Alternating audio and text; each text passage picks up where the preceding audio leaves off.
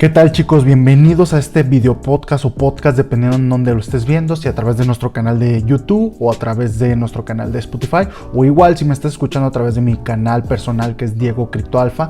Pues sean bienvenidos. Toda esta información es de valor para ustedes y siempre compartiéndoles algo que les pueda ayudar para su futuro y obviamente para sus finanzas, y hablando de sus criptomonedas, cuidarlas y sacarles la mayor ventaja que se pueda en este criptomundo. Pero independientemente de eso, recuerda muy bien que puedes buscarnos en nuestro canal de YouTube, Instagram o TikTok como Coinpimber Phoenix CPRP. Ahí nos puedes encontrar y puedes buscar más información de estos temas. Y obviamente hoy vamos a platicar de un tema en este especial navideño, porque estamos en una época navideña.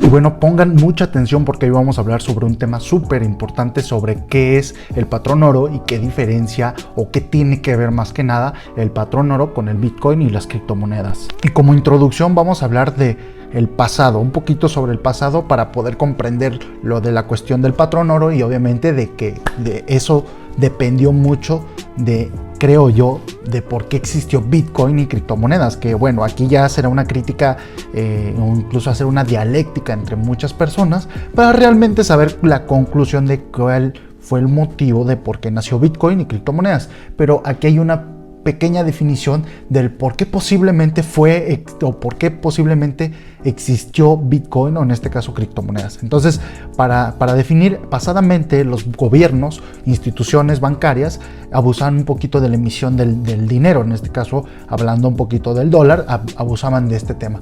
Entonces, para que no abusaran de este tema, buscaron la forma de respaldar el dólar o la moneda. En este caso prefirieron hacerlo a través del oro. Pero ¿por qué el oro? Porque es algo muy importante, ya anótalo, porque el oro es duradero, es divisible, o sea, se puede tocar, se puede palmar. En aquel tiempo obviamente era una definición muy buena para esta cuestión de respaldo, digámoslo de esta forma, y también es muy difícil de falsificar, o sea, es súper megamente difícil porque a legua se puede ver cuando es oro o cuando no es oro, ¿no? Entonces, obviamente esto lo hicieron para respaldar el dólar, y después de ahí que controlaran esta emisión del dólar o del billete como tal.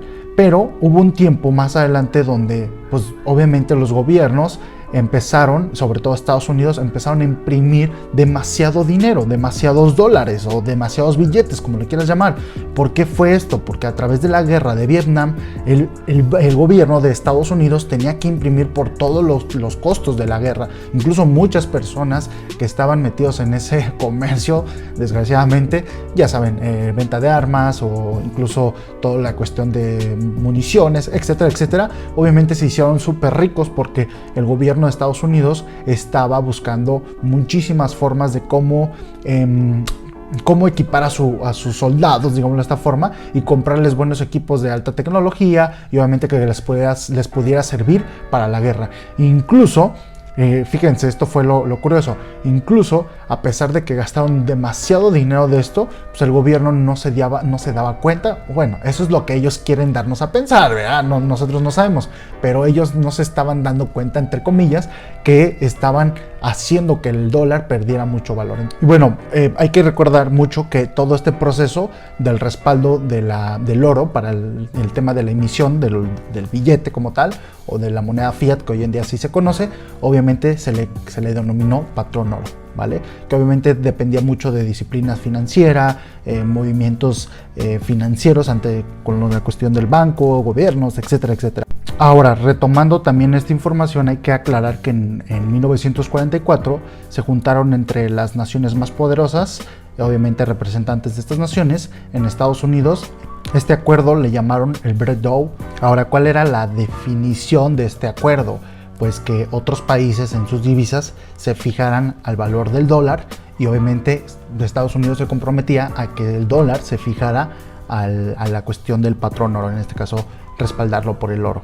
Esto ayudó que otras divisas junto con el dólar tuviera como un patrón, digamos un patrón oro dólar o dólar oro, que esto ayudaba a que el respaldo de otras monedas fuera indirectamente respaldado por este cierto valor. En pocas palabras, hacían un movimiento con el cual las otras divisas se respaldaban con el dólar y el dólar con el oro. Entonces eso hacía que por ende las otras monedas se respalden por esta cuestión del patrón oro. Entonces, ¿qué quiere decir esto? Que vamos a suponer que es como un árbol genealógico para poder comprenderlo mejor. Está el oro hasta arriba y abajo del oro sigue el dólar, que es la principal fuente, digámoslo, de esta cuestión, y de abajo del dólar están las otras divisas, ¿no? Llámale euro, llámale peso mexicano, colombiano, etcétera, etcétera, ya vienen debajo. Entonces, por eso cuando afecta un poquito la economía en Estados Unidos, afecta a demasiados países por esta cuestión del patrón oro que en ese entonces podía arruinar un poquito más el tema. Hoy en día todavía lo sigue arruinando, pero bueno, ahorita vamos a platicar de ese tema.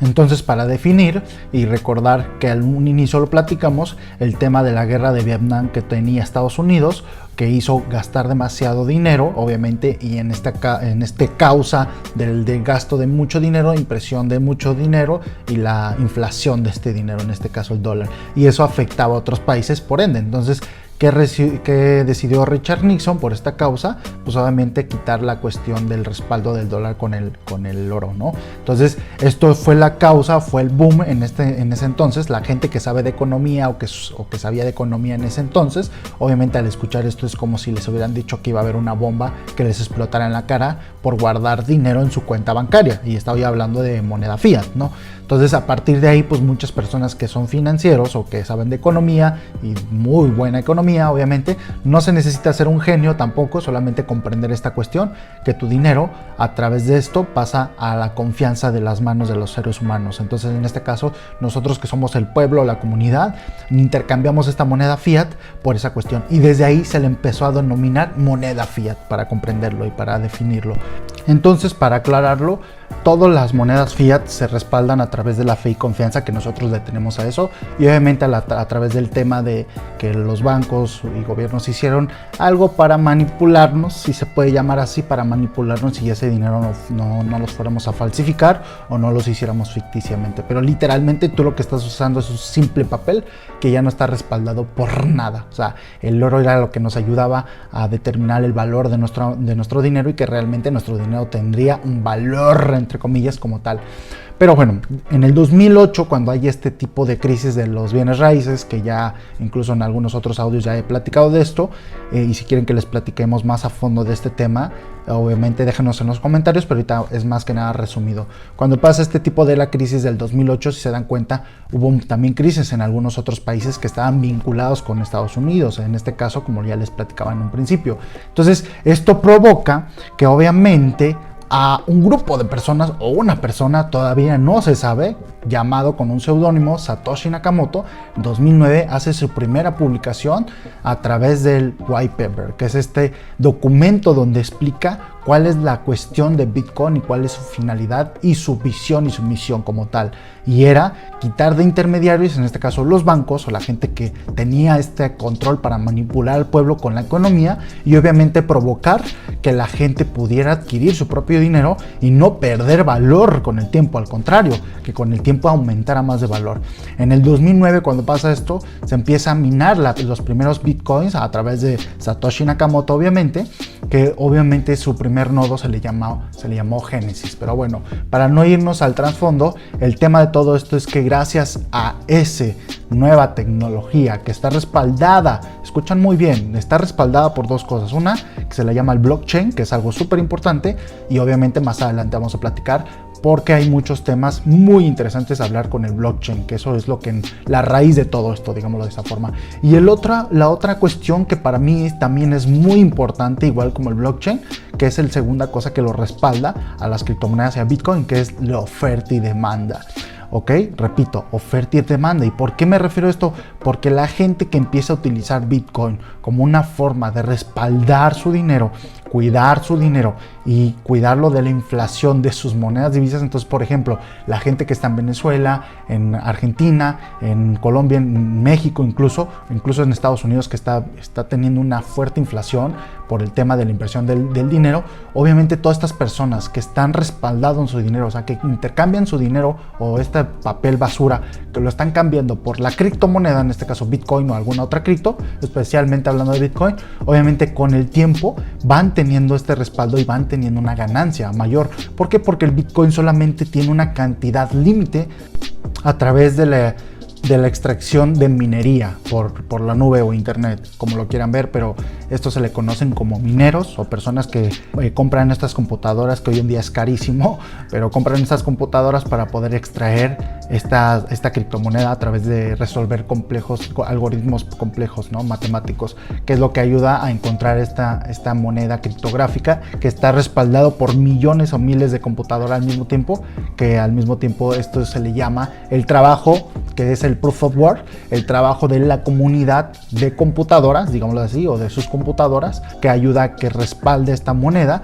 para verificar que realmente sea válido este Bitcoin y que no pueda ser falsificado, no pueda ser duplicado y que no pueda ser gastado doble vez, solamente lo puedas gastar una vez, en este caso hacer una sola transacción y se acabó. Entonces, gracias a esto, gracias a nuestro querido Satoshi Nakamoto, que nos ayudó a encontrar cómo salir de esta manipulación, hoy en día tenemos grandes beneficios. Del 2009 al 2021, que hoy en día estamos ya en fechas de celebrar Navidad y todo esto, obviamente hoy en día que está a un precio aproximado de 45, 50 mil dólares cada Bitcoin, que cuando sus inicios costaba centavos. Y me ha tocado hablar con muchas personas que lo compraron en centavos, literal. Y hoy en día pues estas personas se la viven de lujos y se la viven literalmente como Gandhi, pero obviamente hay algunas que no lo sabían, hay algunas que fue por suerte y hay algunas que sabían lo que iba a pasar, pero dieron ese paso de fe porque tampoco nada les garantizaba que Bitcoin iba a tener toda esta demanda. Pero bueno, uno que sabe de tecnología y economía un poquito, al mismo tiempo metiéndose a leer el white paper en el 2009 cuando Satoshi lo sacó a la luz, obviamente tú te hubieras percatado lo que hubiera pasado y hubieras dicho, ¿sabes qué? Sí, esto va a despegar.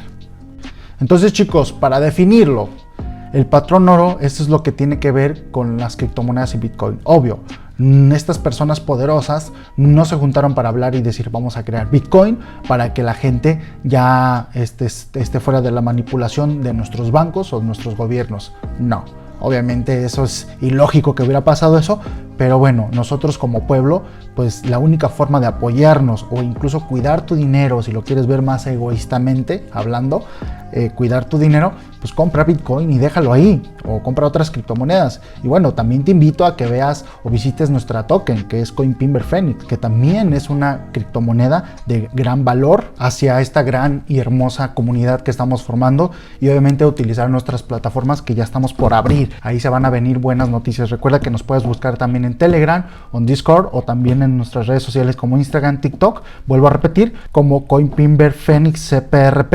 CPRP, repito, y obviamente también si quieres buscarme a mí en mi propio canal de Spotify o otras redes a través de Diego Cripto Alfa, así me puedes buscar y encontrar. Chicos, agradezco que estén escuchando este podcast o video podcast, les mando un fuerte abrazo desde la distancia, pasen unas excelentes navidades y recuerden, no se asusten. Hay que ser holder y aprender a cómo holdear.